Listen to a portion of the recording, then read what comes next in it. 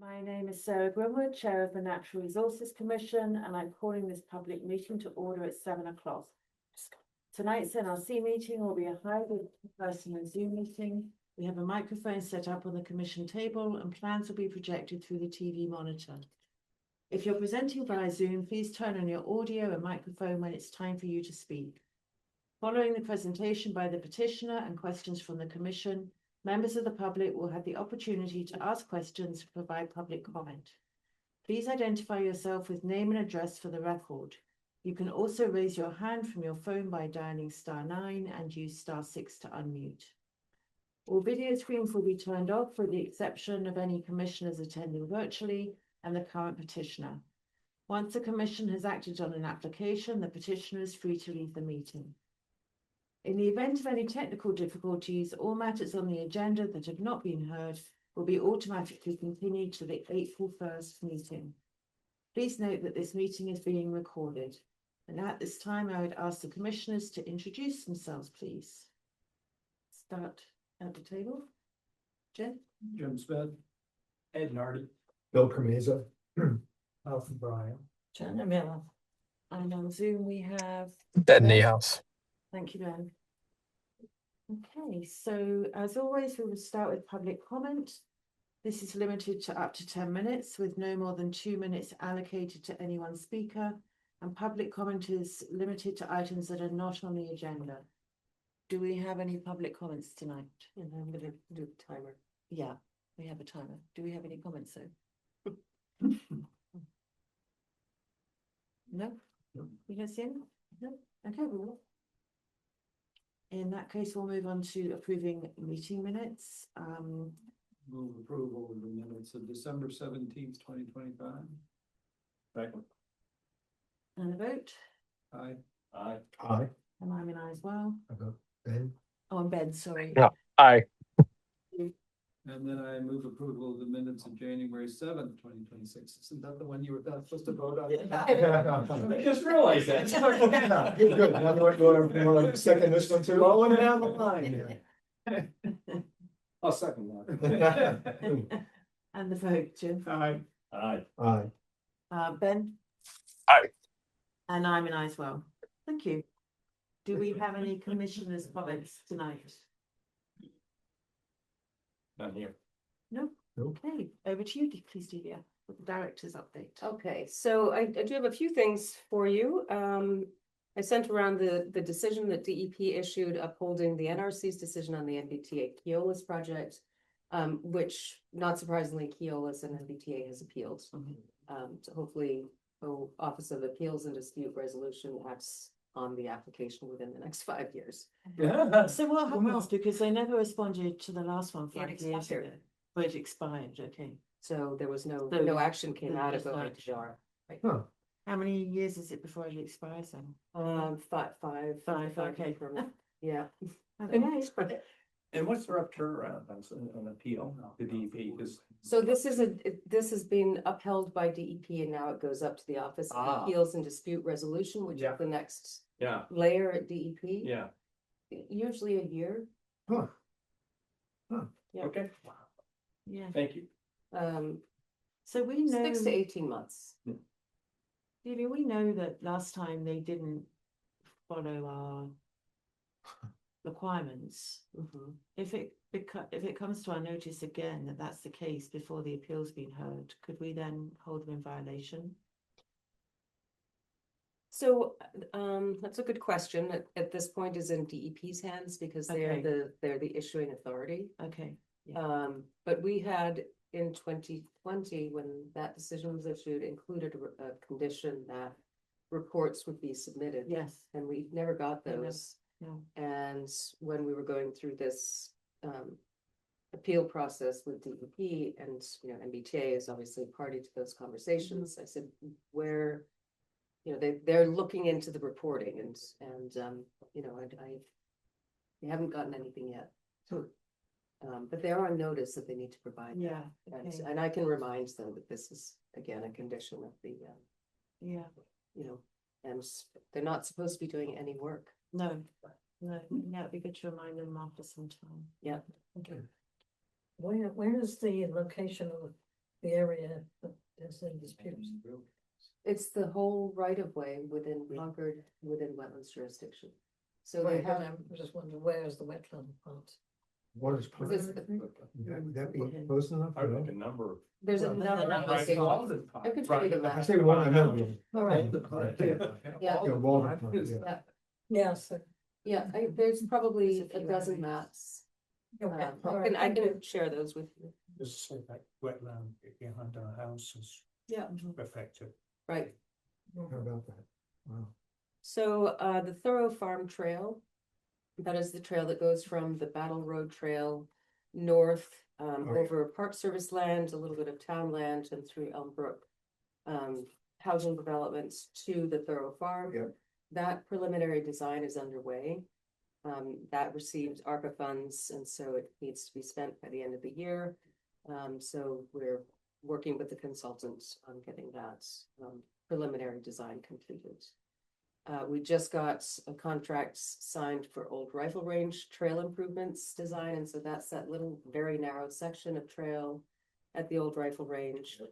We're having a consultant look at what improvements can be made to widen that section of trail, so we just had the kickoff meeting on that a week or so ago. And the open space and recreation plan update, that was intended to begin last year, but got sidelined because of other initiatives. We are planning to issue that RFP by the end of June, and get that process underway. And so we will be establishing, as we have with other open space and recreation plan updates, an open space and recreation plan committee. And there's a large community involvement piece.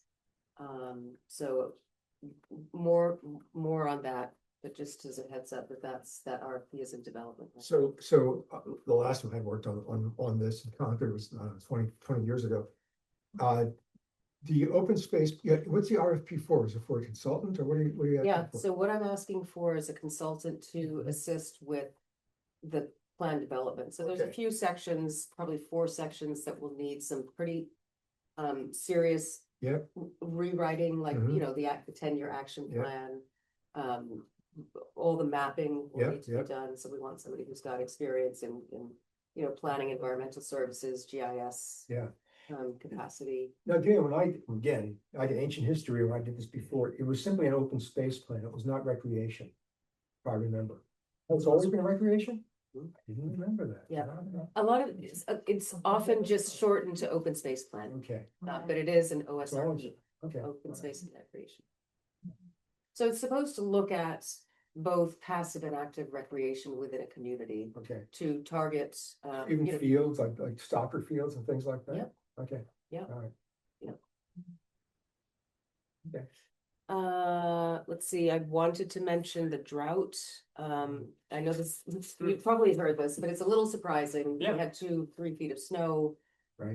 But because of frozen ground conditions, a lot of that is not infiltrating into the grounds. It's running It is off into now. the storm drains. And we're, as of yesterday, we're in a worsened drought Ah, condition. We're in a level 3 northeast region and central in a level 3 critical drought. It's really amazing. Yeah. Hmm. Yeah. So, you know, I know this is old hat for the commission, but minimizing overall water use to all the ability that you're able to do that is helpful. Any leaky, you know, faucets, toilets, anything like that. I know that you all know this. We are doing crew recruitment currently, so we're looking for 1 conservation crew member because we are really fortunate to have Tomas Brockett Delgado return for a 3rd season. So that's who's gonna, you know, be able to hit the ground running, and so we're just advertising for 1 position. With the hopes, you know, usually it's a college kid, so we'll probably bring Tomas on a little early.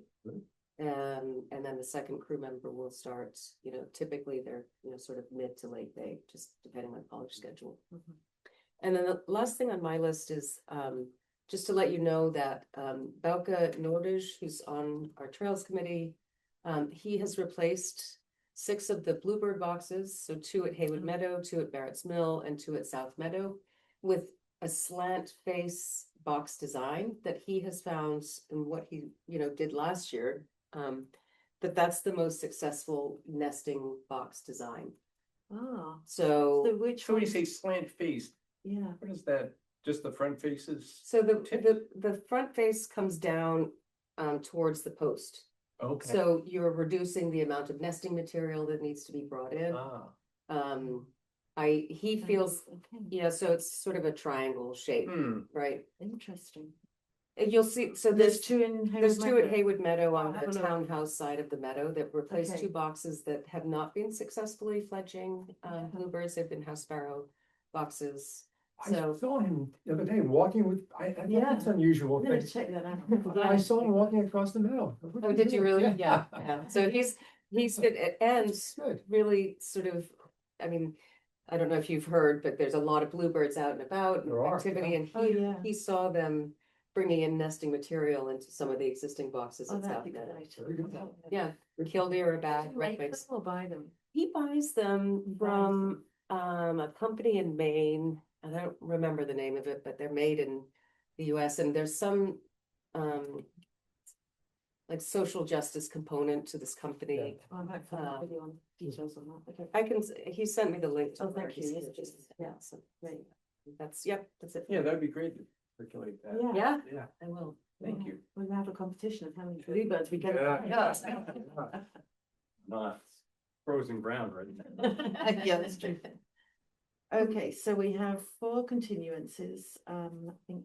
Yeah. Ed is gonna do the honors here. Sure, I move to continue to April 1, 2026, without discussion, the following 4 applications. Notice of intent, 874 Ferris Mill Road, DEP file 137-1717.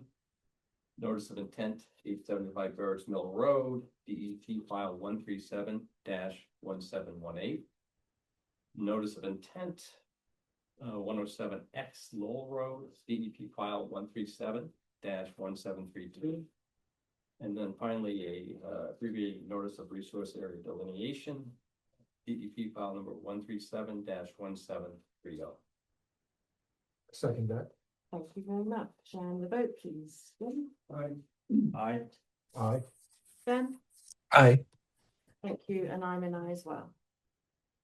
Okay, we have 1 continuance. This is notice of intent for 83 Monument Street, DEP file 1371731. Hi, I'm here for that. Good evening, Nathaniel. Good evening. Okay, so I Um, think we're in good shape, but maybe you could talk us through everything that's been going on since our last meeting, please. yep, definitely. So for the record, my name is Nathaniel with Save Vigneri. If someone could give me the screen share, I can put the plan on the screen. You should have it. Got it. Nope, not yet.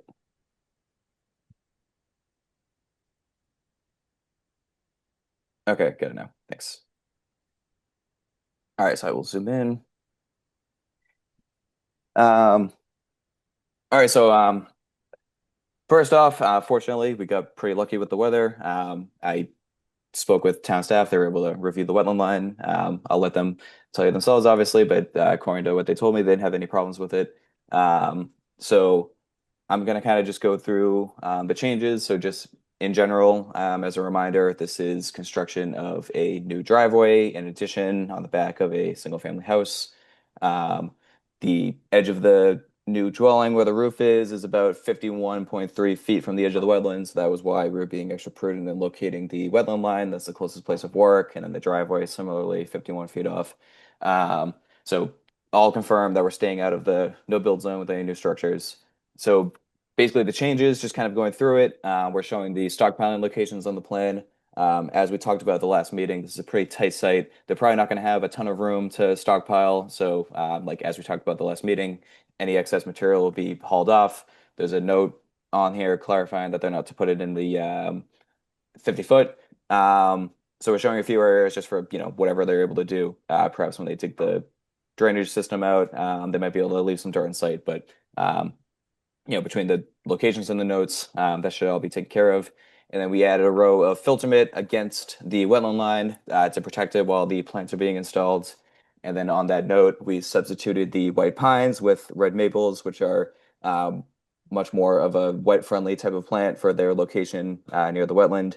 And then this kind of extraneous little wooden retaining wall that we didn't know exactly what it was is going to be taken out as was confirmed at the last meeting. So those are really the changes. I can clarify anything or go back over anything, but I won't talk too long, so I'll give it back to the chair. Thank you very much. Are there any questions from the commission? Everything's been covered. Yep. I can see. Well, what's this situation? We heard from him on the wetlands boundary. Yes, so Yes. we did go out yesterday. We waited until the, warmest day and, there's still snow cover, but we were able to get an auger to the ground and confirm the soils, yeah. So it's sunny where that Yeah. spot is. We weren't able to get every delineation reviewed, but that one with the sun was reviewable. Good. Anything else? Delia, just remind me, on the 50-foot setback where the new addition is coming close to that, does that spring like zoning from the roof overhang or is it the foundation? It is the roof over. Okay, just want to clarify that. Right. Thanks. And I think we talked at the last meeting about a special condition for an as-built of the footprint. Just to make sure that it's Yeah. where it is on this plan, and that accounts for the roof overhang as well. And Nathaniel, maybe you want to confirm that the roof overhang has been accounted for in this drawing. Yep, it's been accounted for. It's either accurate to the architectural plans or we've overestimated it, one of the two. Yep. I guess I just had one other question. It does clearly state that no heavy equipment will go into the 50. And is everybody comfortable that heavy equipment is defined or, is it front end loader, no, but a Bobcat okay, or I'm just don't know. That's gonna be a condition, right? Yeah. I see that the general contractor is on the call. Joel, do you want to speak to what type of Yes. equipment? Sure. Hi, my name's Joel Bissell. I'm 52 Fieldstone Drive, Groton, Mass. And so on the site in particular, it's a pretty steep hill after we are off the 50. So it's pretty off. You couldn't drive a car, Bobcat, anything really down that hill. So there's really no plans and we have no need to go down inside the 50. Thank you. Yeah. If I can figure that I'll see. Great, so if there's no more questions from the commission, I'll just open for public comment.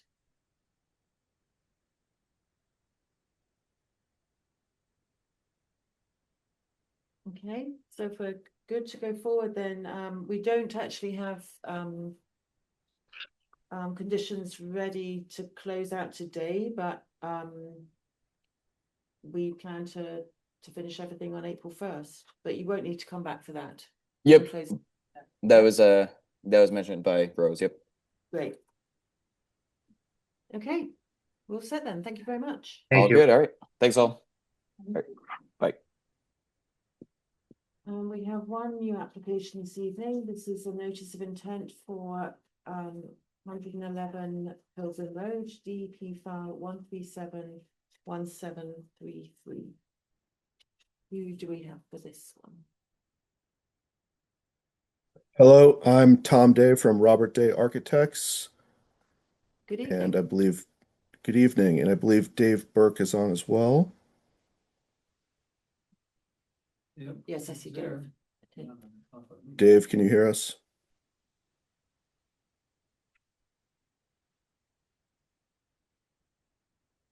There we go. How's that?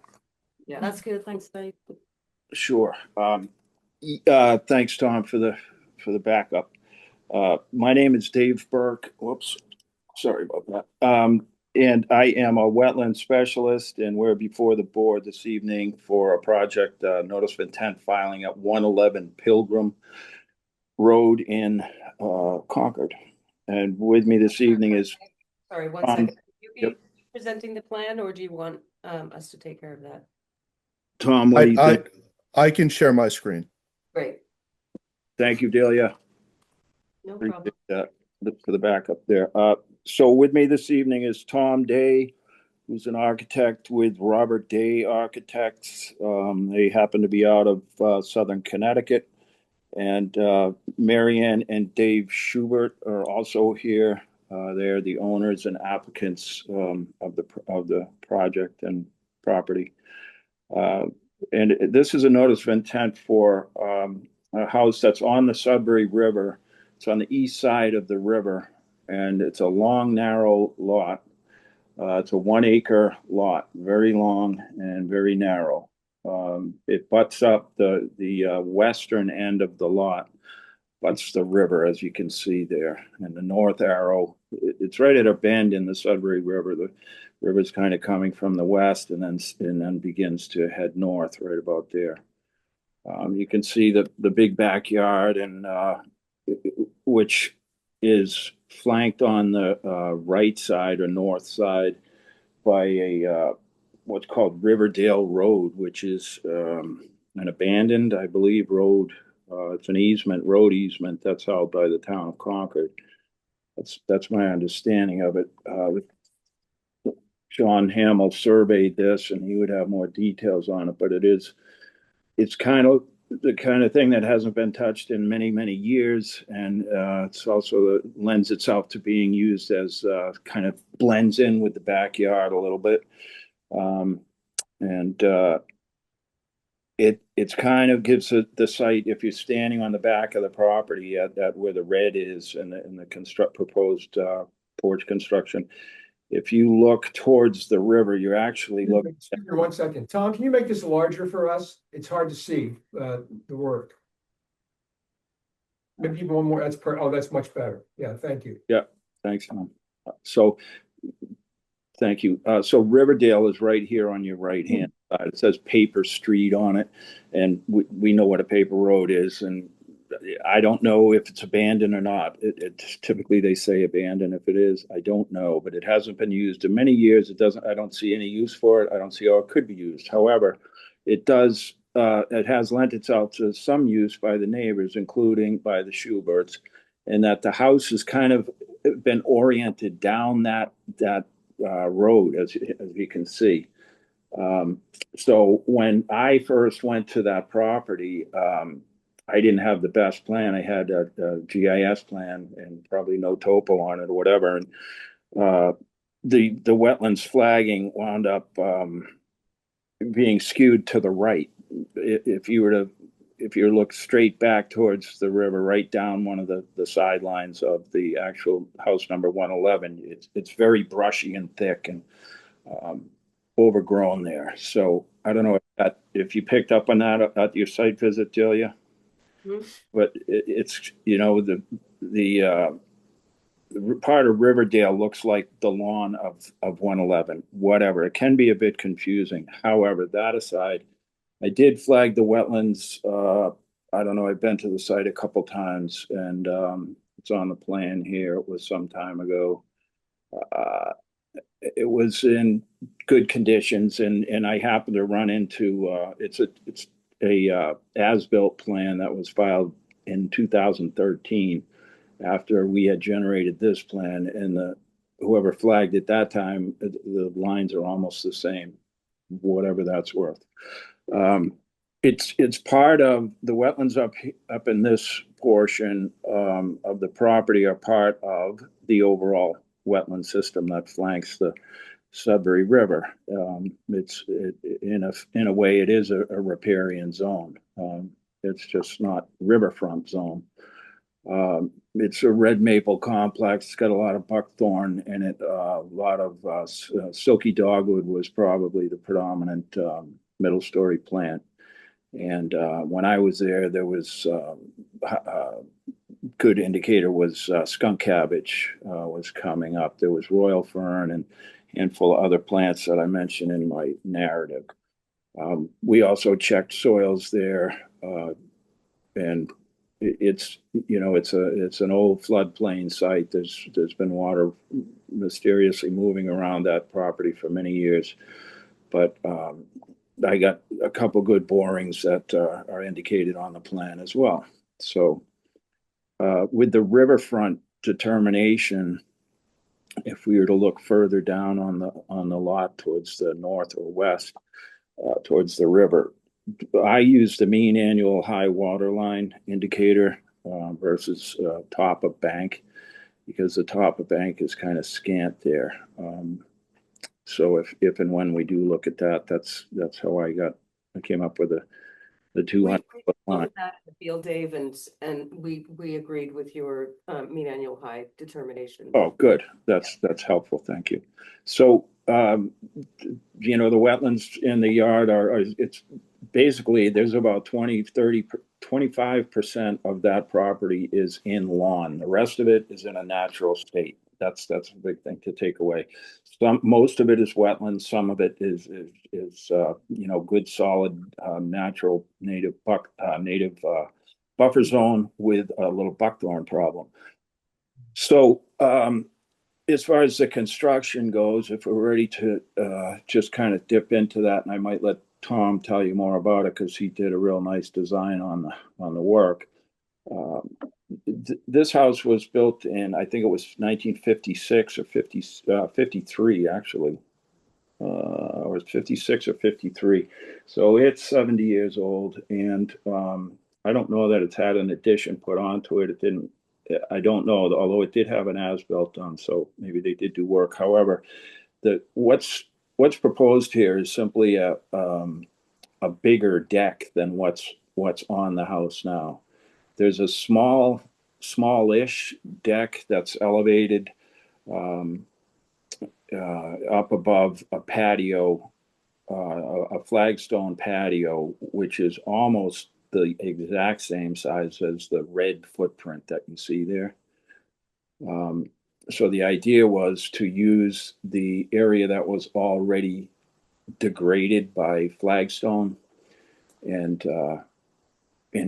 match the footprint with, you know, instead of digging a foundation and causing more disturbance, we opted to go with match what's already been done there with the perimeter of that new deck, which is 27 by 17.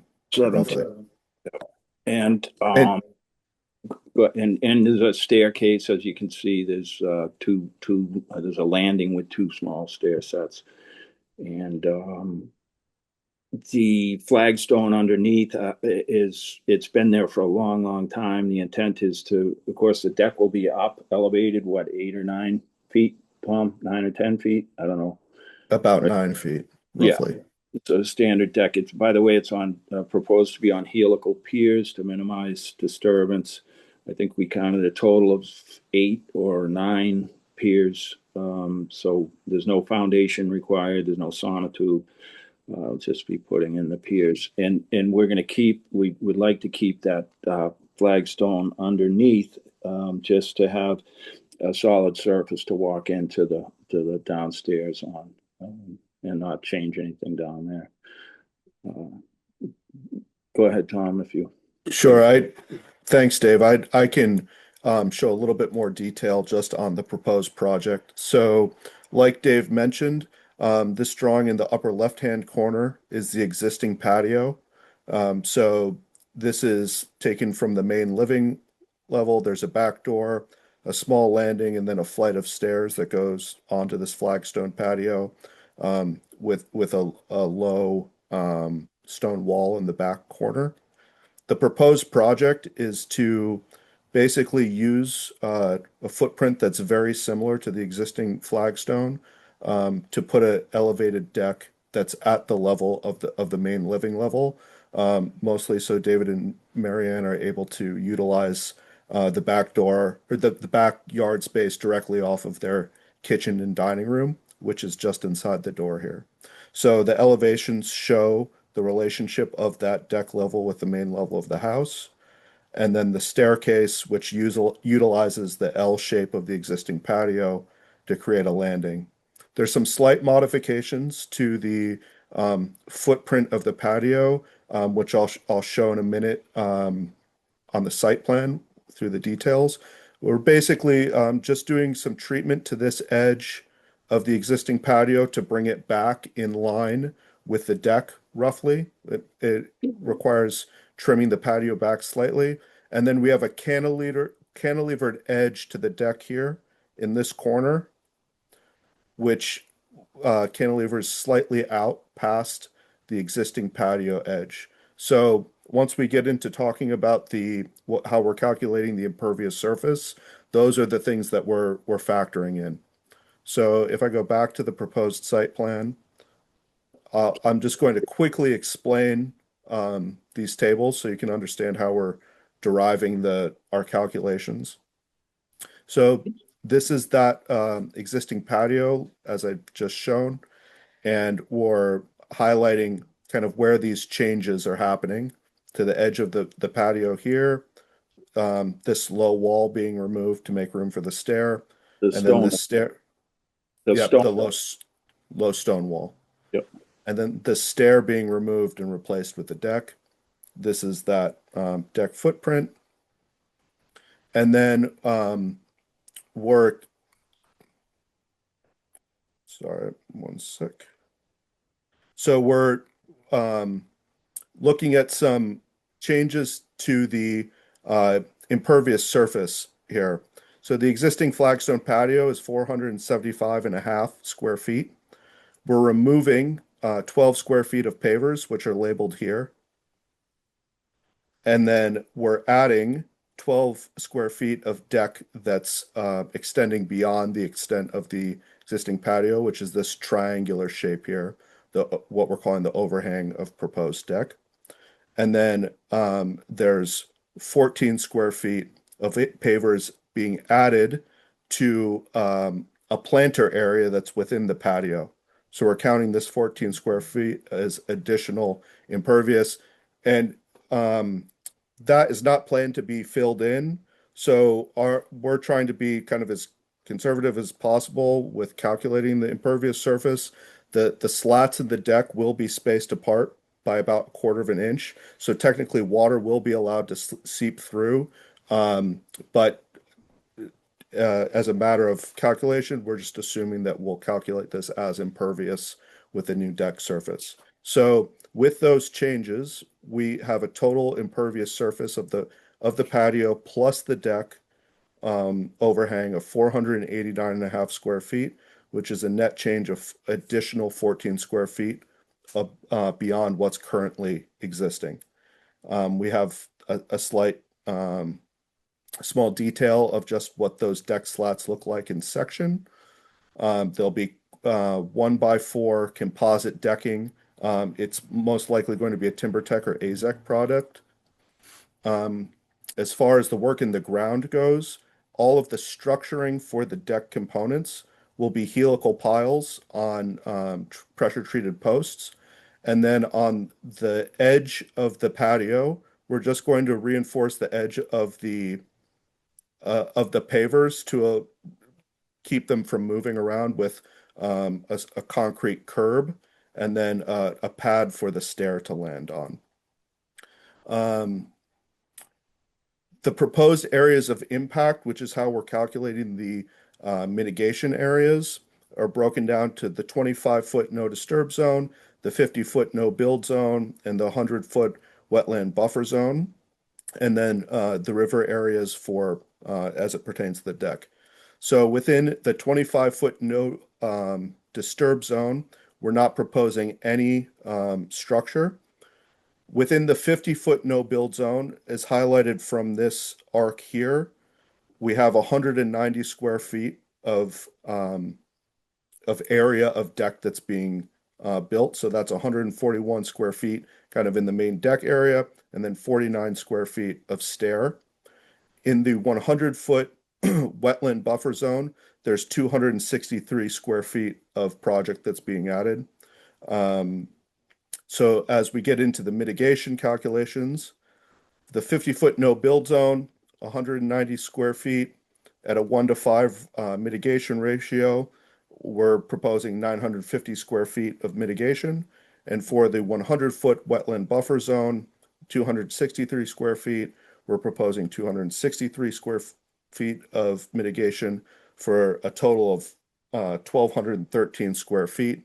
You'll see on the site plan, we're proposing 1,215. That's just by virtue of the geometry that we've selected for the mitigation area. So that's an overview of the construction of the deck itself. In terms of the planning and staging areas, we have the erosion control barrier to the plan north, just outside of the mitigation area. We have a material staging area along the side of the house, and then a place for the dumpster and debris to be staged in the existing driveway. So that's it. Yep. That's it from a construction standpoint. I'm not sure if there's anything else you'd like to go over, Dave. Yeah, the mitigation that's proposed will be, there's some discussion within that for sure. And so we're showing a generous 1,215 square feet, and that's the dotted out area along the wetlands boundary in the center of the screen as you're looking at it now. And that is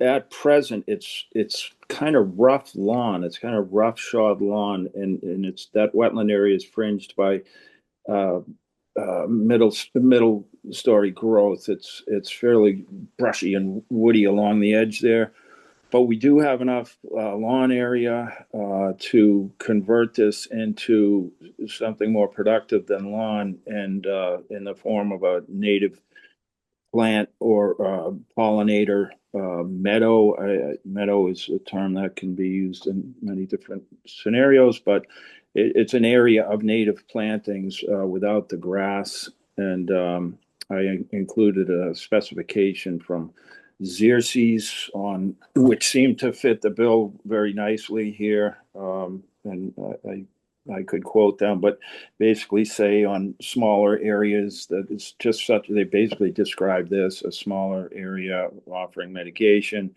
One of the things that can be done with the least amount of disturbance and best effect is to remove the upper sod layer and rototill it, and then seed it accordingly in they call for mid to late November. And I've got a couple seed mixes that I looked into in the last couple of days that I can talk further with the commission, with Delia and Rose about. And their New England Wetland Plants calls one the New England Wildflower Mix, and the other one New England Erosion Control Restoration Mix for detention basins and moist sites. And they each got 15 good grasses and forbs in there that I recognize, and that's the plan, to do that and get a program together that would cut that in. Rose had mentioned in mid-November annually, and to manage it for an area that's more productive towards wildlife and insects, pollinators, etc. And the Schuberts were enthused about that as well. What we do want to do is leave an open passageway, however, so that the path remains to go down to the river. But otherwise, that mitigation area would also be marked off by, I have a block against that term of the mushrooms you guys use. I call them cupcakes. They're not cup. What are they? Pheno, the pheno, Markers. right, that say Concord on them. Yep, we're happy to shoot those in along that boundary, or along both boundaries, really, around the whole thing, and get those monumented to keep people out of there, and to let whoever's cutting or using the machine or whatever they're doing, they'll know where that area is. Okay. Thank you, Dave and Tom. You're welcome. I'd like to start just with some clarification questions, really. So when I saw this plan, I didn't think it showed all the existing conditions of the patio, but my understanding from your presentation is that the current patio is actually underneath kind of all the red pieces where you're going to put the deck and the staircase, correct? Yes. That's correct. Maybe, is there an existing conditions plan that we can look at, Tom? Right, so I think the problem is that We need to see you one. didn't, we have a hard copy of it, but Oh, the okay. electronic copy wasn't provided, so the commission just sees the electronic copies that go up on the Oh, website. that would certainly explain it. Yeah. Right, so the commission hasn't seen this plan. Yeah. No, we Or haven't. the I was gonna architect. say, did I miss it? No. Okay, no, we haven't. Okay, okay. Okay, so maybe with this up, this is helpful actually. So just for I know the commission know this, but just so everybody's clear, the patio, my understanding is was put in by a previous owner without approval, to do so. And typically we wouldn't want a patio like that and a stone border in the 50, but you know, it's there. So I just want to make it clear that wasn't there. But it sounds like you're taking out the stone border that's marked on there. Is that correct? Where it says stone border and you've got I don't know if it's a little wall or just a pile of stones. Yeah, it's a low stone wall that will be removed to make room for the stair. That's being removed. Okay, and then the Yes. stone border that you have there, is that all? And the Um, roof coming out or staying? that could be removed. There's it likely would be removed. That we haven't made a determination on that, but we certainly could remove it. One reason I'm asking this is to clarify that 40.2 feet that you've measured, really, if the stone border is staying, and I think maybe it's good if it comes out because it's in the 50. I just wanted to clarify where that was pointing to because I was a little. That's pointing, that 40.2 is pointing to the corner of the stone wall. Which will be just patio when you finished? Correct. Okay, so you said you're gonna put in an edging. Will that move more into the 50, or will it be within the current conditions? It's within the current bound. There's no increase in extending beyond this current boundary.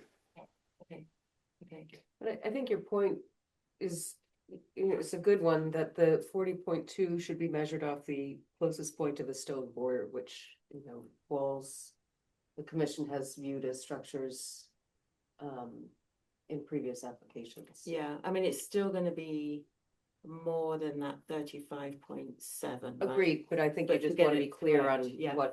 where the measurement should be Yes. Yeah. from. Or to. Where could I ask for clarification on that? So you want the arrow to point at the boulders, like? Mhm.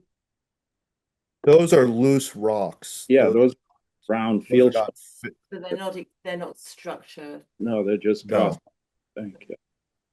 Okay. I mean, So, yeah, if that's, I mean,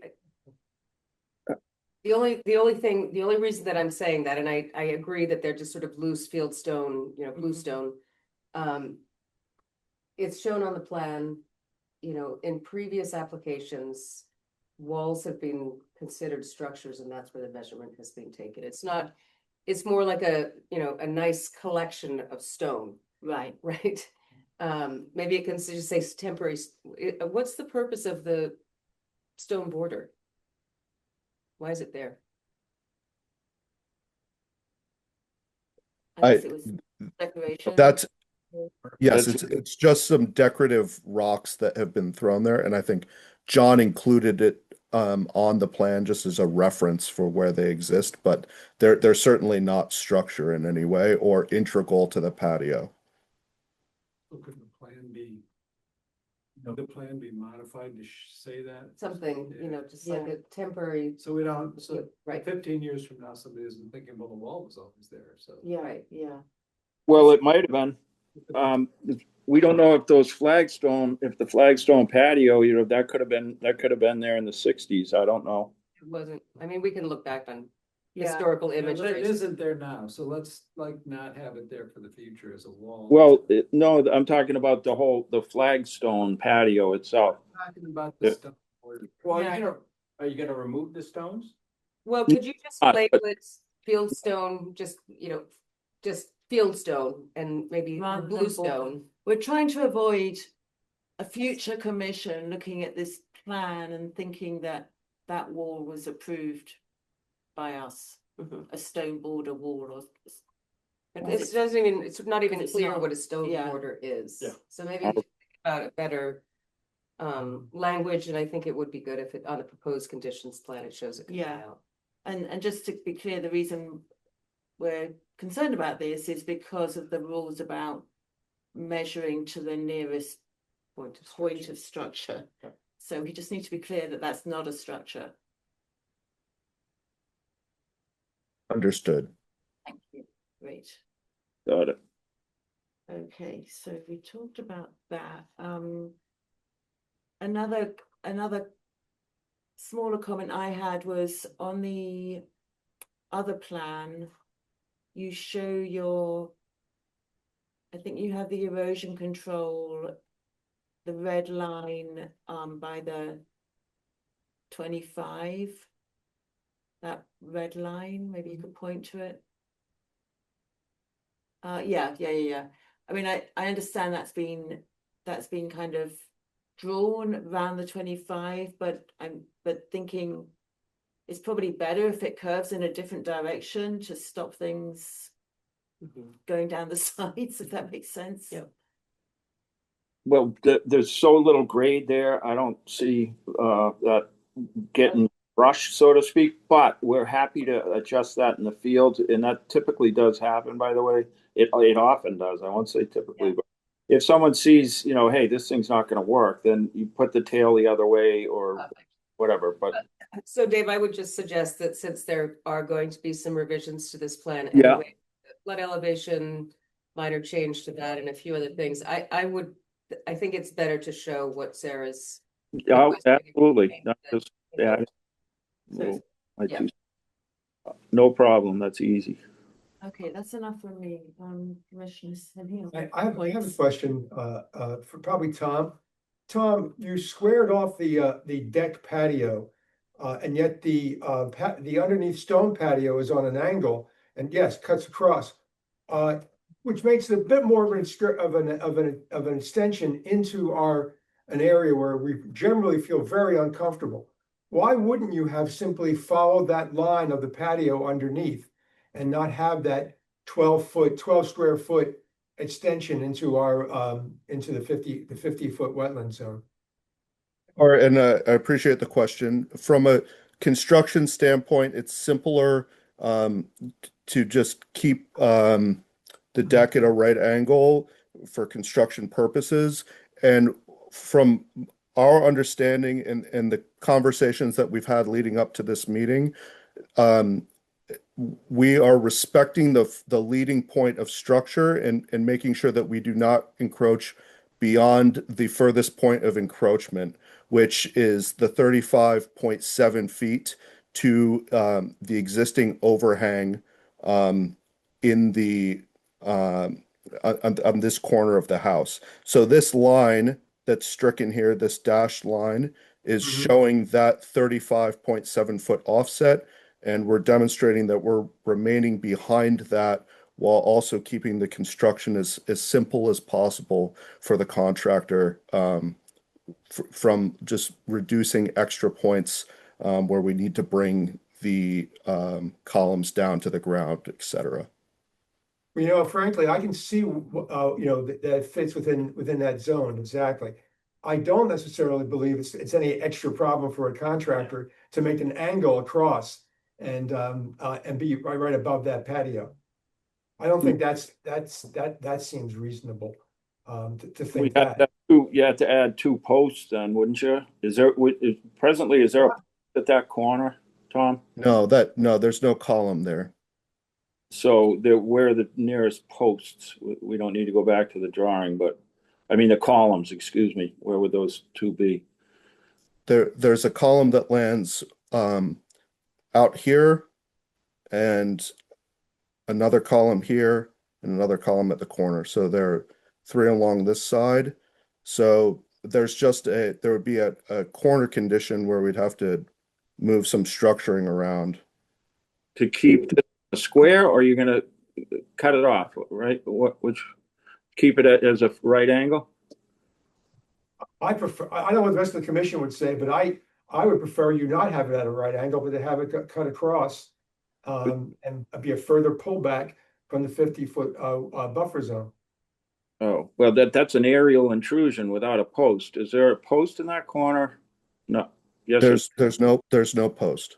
yeah, so you're talking about 12 square feet, area 3 by 4. That's at 9 feet up in the air into the 50, and the corner of the house is already exceeding that. I think it is a little more expensive to chop off a corner like that. It definitely is. That's just you're calling the shots. That's my I opinion. just want one person, that's fine. Does anybody else feel strongly about that? Okay. I tend to agree with Bill, but I don't have votes.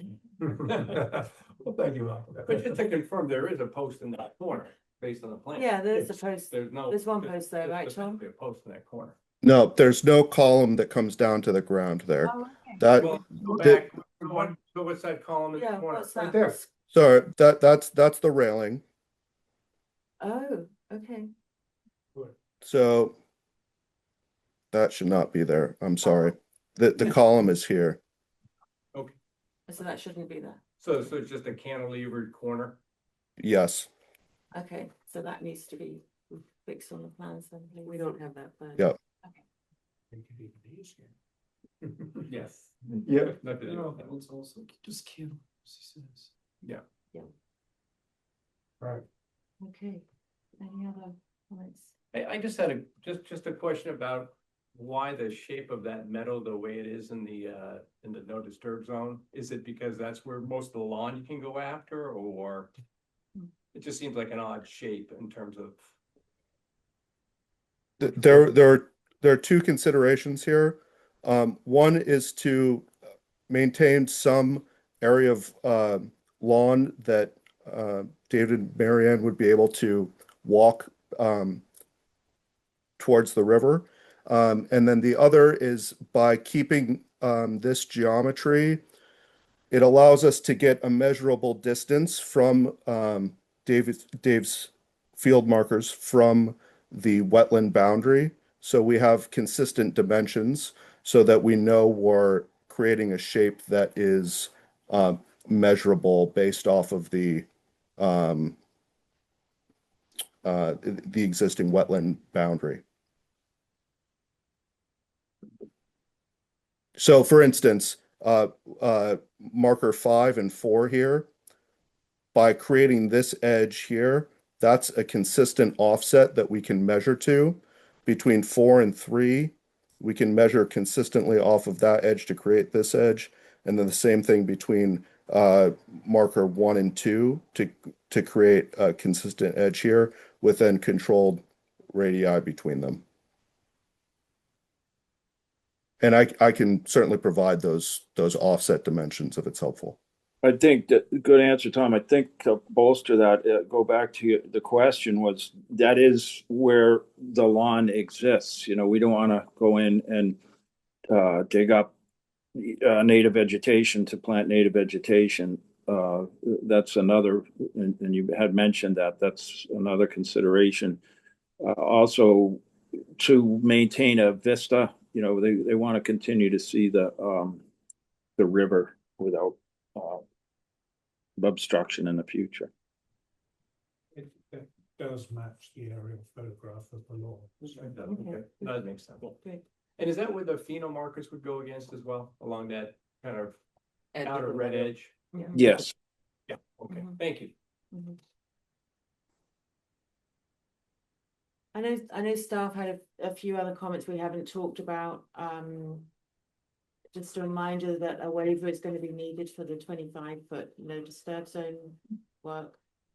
And also there was a request about the silt sock detail. Did that make sense to you? Yeah, we can do that. That's easy. Gotcha. Put the don't pierce the sock. Put them on the down gradient edge of the sock. Yeah. Okay, anything else from the commission? No, okay, I'll open up for public comment if there are any.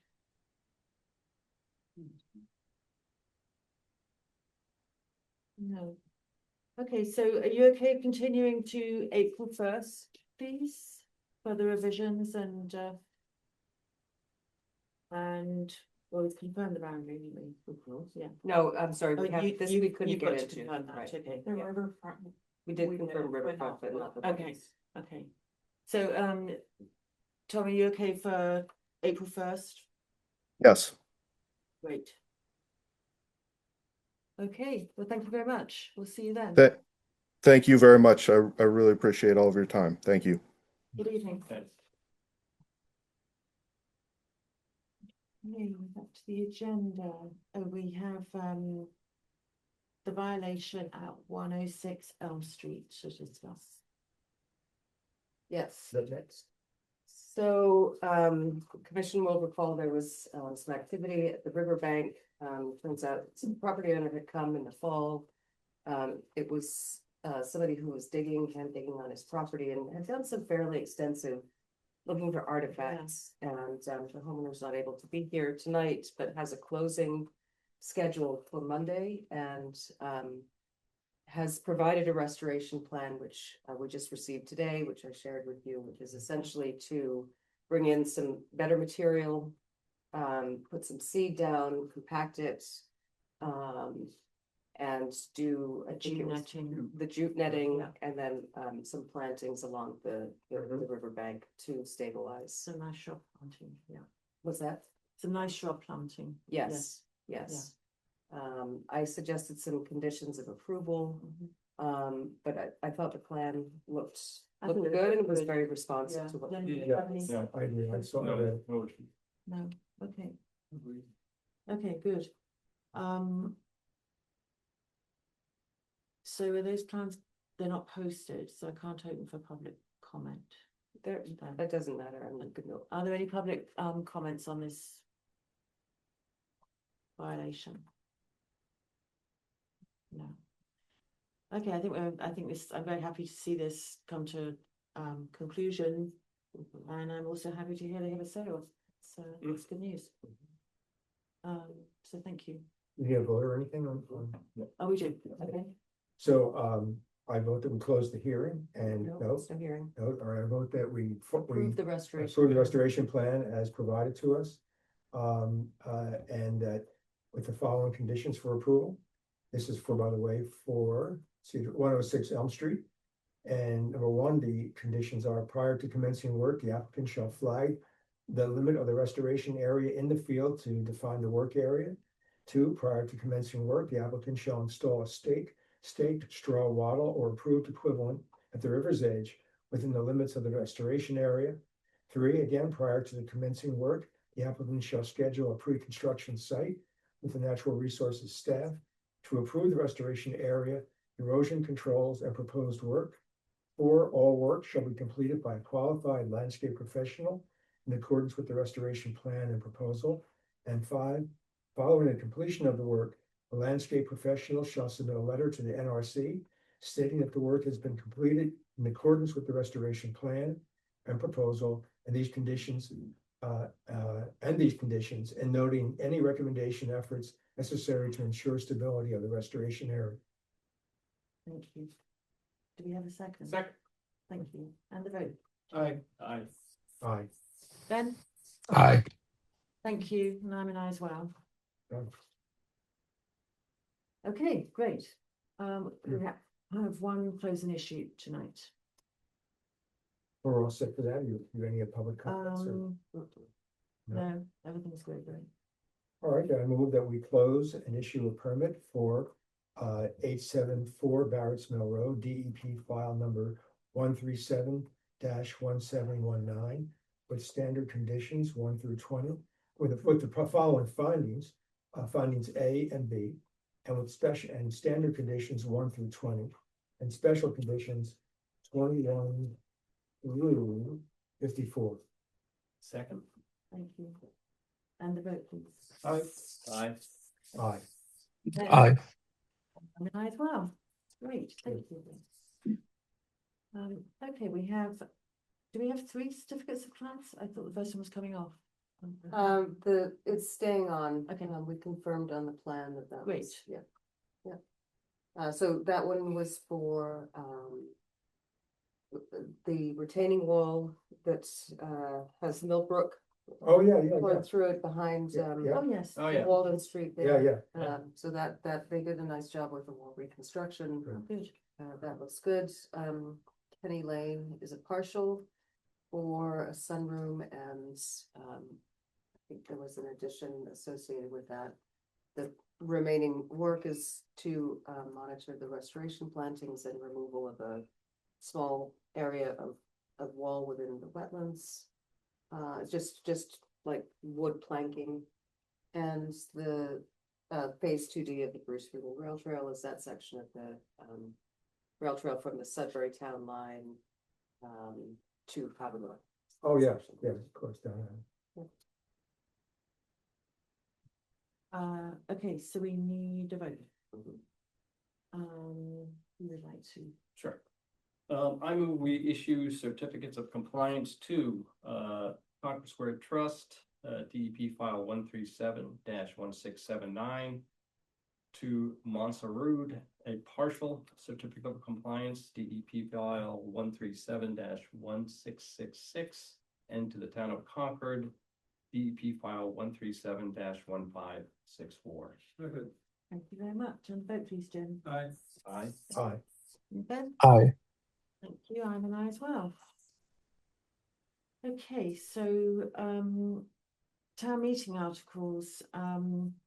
Delia and I looked through the warrant and decided that the only ones that we really needed to discuss as an MSC were ones that we've discussed before, to Article 25 to adopt the Conservation Fund bylaw, which has been brought forward by the Select Board, and then Article 26, the Conservation Fund, which is relevant to us.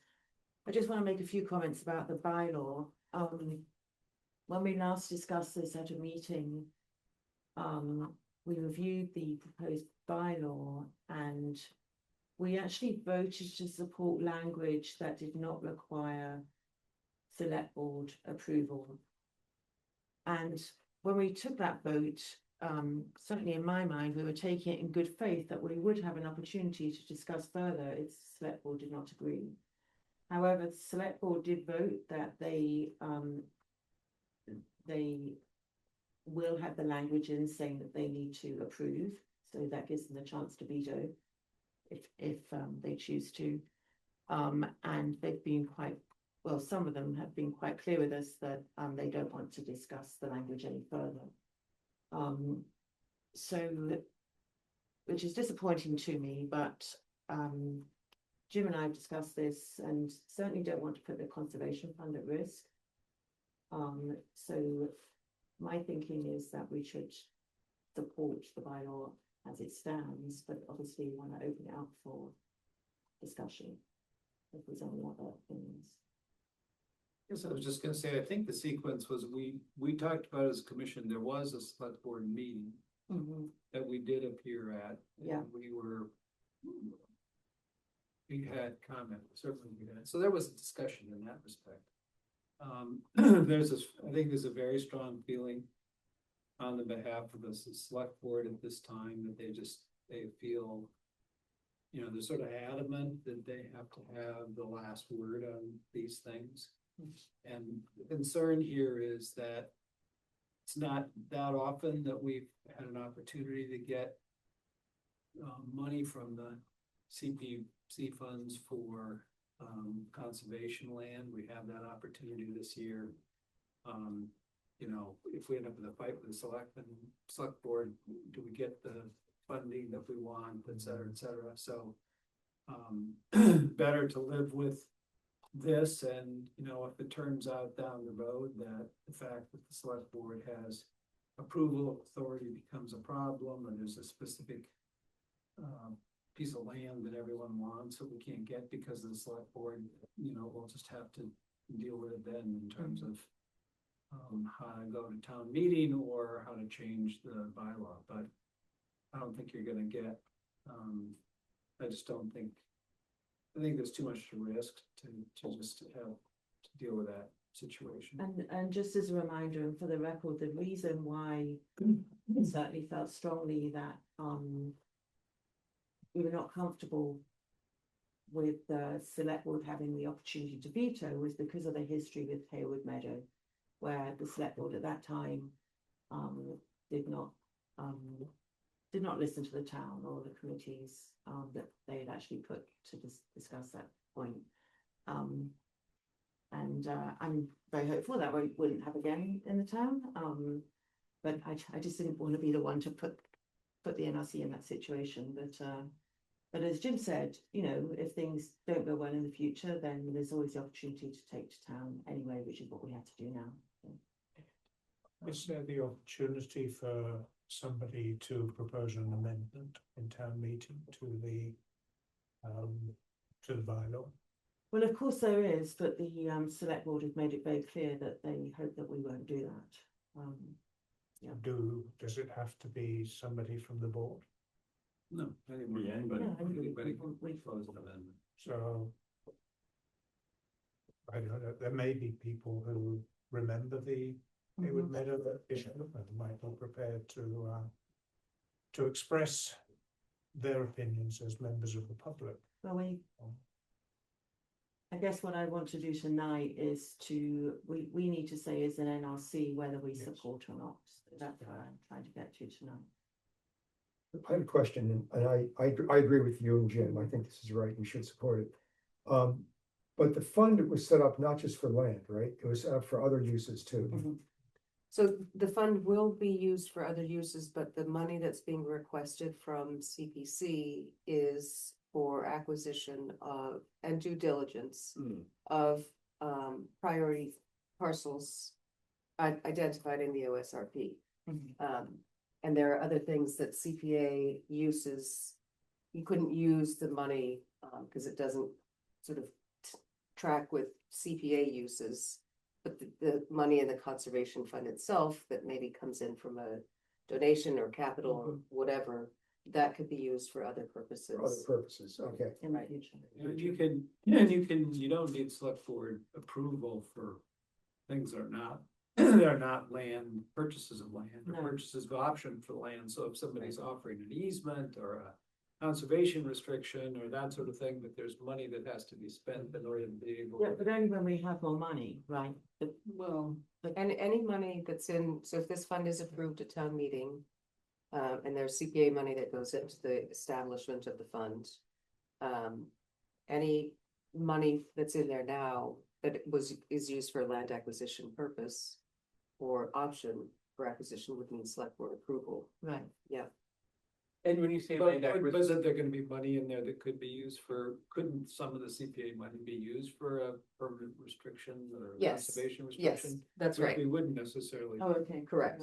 could you use it for any due diligence? Yes. Yes, you can use it for due diligence. Without for select legal board? costs. No, I think with select board. With- No, without. No, Without- it's only for Yeah, land they acquisition. moved it, they've changed all of that. There was a whole, there was Oh, like, okay, okay, there were like four or five things that they had, that they could approve. okay. And they took themselves out of all of those and Just put them down to land acquisition or acquisition of an option to purchase. I like that. Actually, I feel better about that. Okay. I agree this much. Yeah. An option to purchase I argue that the option to purchase could be small, it could be big, it could be, you could get an option to purchase that maybe somebody just wants to, get you to put down $10,000 of earnest money because they want to lock you into the conditions as Yeah, opposed to anything else. And that might be a good thing to do, but that's a brick wall. Mhm. Okay, I mean, interesting enough, at the public hearing about this, the only people who really expressed particular opposition to the entire thing was one of the members of the select board, so. He would already approved it. It was already approved. It was already approved. And it was their, it was their thing, and he expressed that he didn't really understand something, so anyhow, okay. we'll let that go. Okay, I don't want to forget Ben. Do you have anything to share, Ben? Any thoughts? No, I think I agree with the comments that have been raised thus far. I think it's an appropriate compromise, and gives us sufficient flexibility. Thank you. Great. I wanted to ask about another, another article. Maybe we'll come to that. Okay, I thought you'd finished the. We need to, we need to. vote. So I, yeah, so I move that we would, support Article 25 as written in the warrant article. Second. And vote. Aye. Aye. Ben? Aye. And I'm an aye as well. Good. And is there any discussion on 26? I don't. Is I anybody mean, in that sort of thing? have we ever, do we need to formally support it? I mean, I don't know. I think we've been kind of consistent with that, but I don't think it hurts to say that we're supporting. both I feel that we. It's a kind of our own article, Yeah, why right? not? Yeah. Yeah, no, we. Okay. Vote good. to So vote a to- motion then. Yeah, I move that we vote to support Article 26 insofar as it relates to the, Land conservation contract, yeah. Second that. Thank you. And the vote, please, Jen? Aye. Aye. Aye. Aye. And I'm an aye as well. Things, Thank Yeah, you. well- So we can go and vote it down. I think it's on the agenda. I think it was item I, item C, excuse me. Oh, yes, I didn't see, okay. Good, Janet, good, Janet, yes. Which was. I the mean, outcome? Concord Cam was going through the articles, and we thought there were other ones, but I think one's particularly of interest, I should be, maybe, to the NRC is the zoning issue. Article number 32, which is basically on lighting and dark skies. And since, Yeah. having the right color of the lighting and having low lighting encourages. We're of the same mind. I actually did raise that to Delia and asked her to, I thought it read okay from our point of view, but I wanted to check that she agreed. And have you had a chance to I get through did. it all? Yeah. Yeah. I mean, if you want to put it on the next agenda, you still have that time before town meeting. If you want to, the commission wants to have that conversation, we can add it to Sure. the agenda. That'd be for great. discussion. I haven't looked at it. Yeah. closely, so- Yeah. I looked at it too. Okay, Thank thank you, Janet. that's Yeah, good. thank you. Good idea. I noticed, very well, seeing it too, in Scandinavia, they're experimenting with red light. You know? Yes, yeah, street lights everywhere. Yeah. Red lights everywhere. Well, Yes. red because of its low impact, it's low impact on, Red light districts. I know, yeah. It looked fascinating from the picture lights. Yeah, no, I saw that. Did you see Yeah, it? yeah. Yeah. Yeah, the lower level for the environmental impact. Interesting, okay. Street lights. Okay, so Yeah. let's add the lighting one to the next, okay, good, cool. Okay, we have two administrative approvals. Yep, so the first one is at 1341 Elm Street. And actually, I think at least two, if not three of the trees, they're failing white pines are on the adjacent property at 1305, and that neighbor has given permission. Will has gone out and taken a look at it and confirms that they have structural deficiencies and pose a threat to targets. So proposing removal of those. And 90 Nimrod Drive is one tree for removal that Will has also looked at. Okay, we don't need to do both of them, do we? But in that case, I adjourn this meeting at 8:15. Great. Sorry, 8:13.